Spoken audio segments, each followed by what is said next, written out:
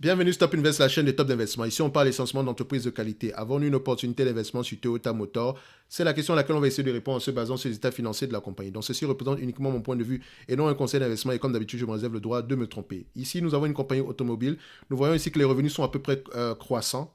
Vous constatez que, enfin, quand je dis croissant, vous remarquez sur les, voilà, depuis à peu près les 10, 20, les 10 dernières années, ici, on a plutôt une stabilité des revenus par là, parce que c'est une compagnie qui est mature, d'accord? Donc, quand on regarde ici la marge brute, rappelez-vous qu'on a, on a déjà étudié Ford, on a étudié General Motors, donc vous allez voir ici, est-ce que la marge brute est à peu près stable, à quel niveau? On a des marges brutes ici de 10, 19 à 20% par là. Ça doit commencer à vous parler. Pourquoi est-ce qu'elle a des marges brutes assez élevées? C'est la question qu'il faut qu'on se pose ici. Donc, quand on regarde les EBITDA, d'accord, c'est bien d'avoir des grosses marges brutes ici, mais est-ce qu'on a des EBITDA qui sont au niveau des EBITDA ici? Est-ce qu'on a des marges assez élevées? Oui, on a des marges d'EBITDA ici aux alentours de, voilà, en moyenne. Donc, je vais prendre ça comme ça. La moyenne ici. Voilà. On a du 13%. D'accord. Sur les 10 dernières années, on a à peu près du 14%. Encore plus élevé que ce qu'on avait avec les entreprises comme Ford et General Motors. OK. Donc, on a des EBITDA, c'est assez correct ici. So, comme je l'ai dit, le segment automobile, il faut être très efficient. C'est pas une blague. Ici, il faut vraiment être très efficient. Pour évaluer ce genre de compagnie, il ne faut pas se casser la tête. C'est le tangible book value qu'il faut regarder ici. D'accord. Donc, ici, on va comparer d'abord les net income et les free cash flow pour voir si on parle le même langage. OK, je constate ici que net income a tendance à être plus élevé que les free cash flow. La question qu'on doit se poser, c'est pourquoi? Parce que vous voyez, c'est que les free cash flow sont en dents de scie. C'est une compagnie japonaise, donc elle peut avoir une façon de présenter ses résultats, mais en fait, voilà, c'est celle qui est cotée aux États-Unis ici. Donc il faut faire attention. Ici les éléments financiers devraient être présentés comme les entreprises américaines. OK? Mais il faut creuser au-delà des free cash flow actuels. Est-ce qu'on a une dépense en capital ici qui est élevée? Donc capital expenditure. Est-ce qu'on a une dépense en capital qui est élevée? On constate que voilà, on a à peu près 21 milliards ici. Et là, cette période-ci, on est dans du 34 milliards. Alors qu'ici, on a encore diminué. On revient à peu près au niveau de la moyenne. Par rapport au pourcentage ici, donc CAPEX ici, CAPEX en termes de pourcentage du revenu, qu'est-ce que nous avons? Voilà, d'habitude, on avait aux alentours des 8-9% par là. On a eu les plus à 12, 10, 12, 13%. Donc, on revient à peu près au niveau de la moyenne. Donc, pourquoi est-ce que les net income et les free cash flow sont à peu près, voilà, parlent un langage totalement différent? Il faut faire attention ici. Il faut aller regarder dans les rapports financiers si cette compagnie-ci vous intéresse. Moi, ce que je peux constater ici, c'est que au niveau de la dette nette sur EBITDA, qu'est-ce qu'on a ici? Nous avons à peu près une dette nette sur EBITDA de 5,2. Et quand je prends ici dette nette sur EBITDA moins la dépense en capital, on a à peu près 25. C'est fou. C'est trop élevé. Donc, quand on prend la dette nette, on fait EBITDA moins la dépense en capital, il nous reste presque rien pour la dette. Donc il faut faire attention. Toyota peut avoir un niveau d'endettement, enfin, quand je dis un niveau d'endettement assez élevé, il faut être prudent ici, comme dans toute chose. Mais n'oubliez pas qu'elles ont également des bras financiers. Donc il faut généralement les évaluer ici avec les actifs tangibles par action.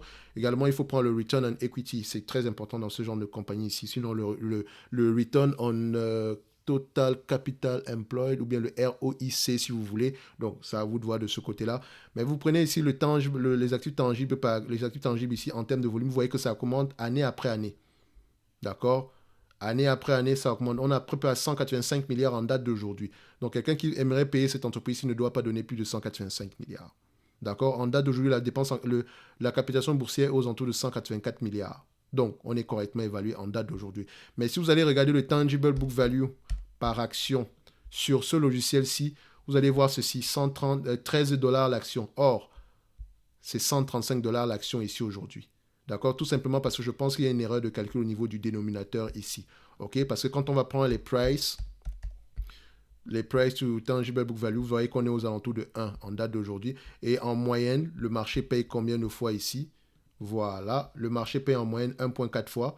Sur les 20 dernières années, c'est 1,2 fois. Sur les 10 dernières années, c'est 1,1. 5 dernières années, 1,1. Moi, je paye une fois les bénéfices, les actifs tangibles par action ici. Mais attention, de préférence, on voudrait acheter ce genre d'entreprise à des actifs tangibles inférieurs à la capitalisation boursière. Donc, actifs tangibles, le prix doit être inférieur aux actifs tangibles par action. OK? Donc, idéalement, voilà, à partir de voilà, 0,7 fois, 0,8 fois par là, un peu comme aujourd'hui. Si on a la garantie, s'il y a de grandes chances que les actifs tangibles par action continuent à être aussi stables et croissants dans le temps. C'est important. Est-ce que le niveau de dette ici est gérable? Est-ce qu'elle gère la dette? Est-ce qu'elle rachète? Voilà, la dette ici, on voit qu'elle augmente de plus en plus, c'est pas bon. Donc, le dividende ici, est-ce qu'elle paie un dividende? Oui. Est-ce que le dividende est stable et croissant avec le temps? Ça, c'est une première analyse. Quand je dis oh non, la dette augmente, c'est pas bon, etc. En fait, il faut différencier la dette qui est liée à à l'usine, aux usines de fabrication et la dette qui est liée au bras financier. Parce que ça peut être mêlant ici. D'accord? So, cette analyse-ci, en fait, c'est quelque chose pour aller rapidement, pour vous donner une idée générale ici des questions qu'il faut poser. De toutes les façons, à la fin de la journée, on prendra en considération les actifs tangibles par action ici. Comme je l'ai dit, en date d'aujourd'hui, on est correctement évalué, même si les PER ont tendance à être bas, mais c'est quelque chose qui est propre au segment automobile parce que ce sont des entreprises qui sont ce sont des entités financières. Donc, c'est comparé aux banques et aux assurances, elles s'échangent au même niveau, sans compter qu'elles sont également extrêmement cycliques. Donc, en date d'aujourd'hui, je dirais que Toyota Motor est correctement évalué. Le dividende, il est safe, d'accord? Il y a de grandes chances qu'il continue à augmenter. De toute façon, ils sont sur une augmentation de dividende ici en moyenne. Bref, est-ce qu'ils rachètent leurs actions ici? On va également vérifier ça. On a également un rachat d'actions ici, c'est une bonne chose. Donc, ils privilégient le rachat d'actions plutôt que la distribution du dividende ici. Donc, on se dira qu'en date d'aujourd'hui, pour quelqu'un qui va payer du Toyota Motor ici, il ne sait pas cher payer, il ne paye pas énormément. Il faut également voir que c'est une entreprise qui est très, très bien gérée. En fait, pour ceux ici, c'est très rare d'avoir un pricing power. Donc, vous devez avoir les coûts de production les plus bas du marché. D'accord? Il faut être très efficient. Et vous pouvez être très efficient, mais ce n'est pas un avantage compétitif extrêmement durable parce que les autres entités auront tendance à tricher vos process de production. D'accord? So, Toyota Motor, correctement évalué, idéalement, bon, ce n'est pas une entreprise qui va nous intéresser ici. Voilà, c'est trop de mots de tête pour rien du tout, d'accord? Idéalement, c'est une entité que j'aimerais avoir à quel niveau? Voilà, si les planètes s'alignent et qu'on vient me chercher aux alentours des 75 dollars l'action, on pourrait peut-être réfléchir. 75, 60 dollars l'action par là, ok? Donc, ceci n'est que mon avis et non un conseil d'investissement, d'accord? Je n'ai pas dit qu'on a une entreprise qui est surévaluée ni quoi que ce soit, mais au prix actuel, on n'est rien d'intéressant, d'accord? On passe notre chemin, d'accord? Donc, je rappelle encore une fois que la seule entreprise qui m'intéresse dans ce domaine-ci, c'est Ferrari. D'accord? Et encore à la limite, on peut voir Mercedes et Porsche et Volkswagen par là. Porsche vient juste d'être côté ici, dans fait l'entité sport ici. Mais sinon, les Allemands également sont bien gérés. Au-delà, également Stellantis, parce que voilà, au niveau, sur le plan quantitatif, ça me semble être intéressant.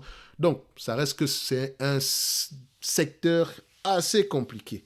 En tout cas, on va se donner rendez-vous sur la prochaine vidéo et d'ici là, portez-vous bien. Merci.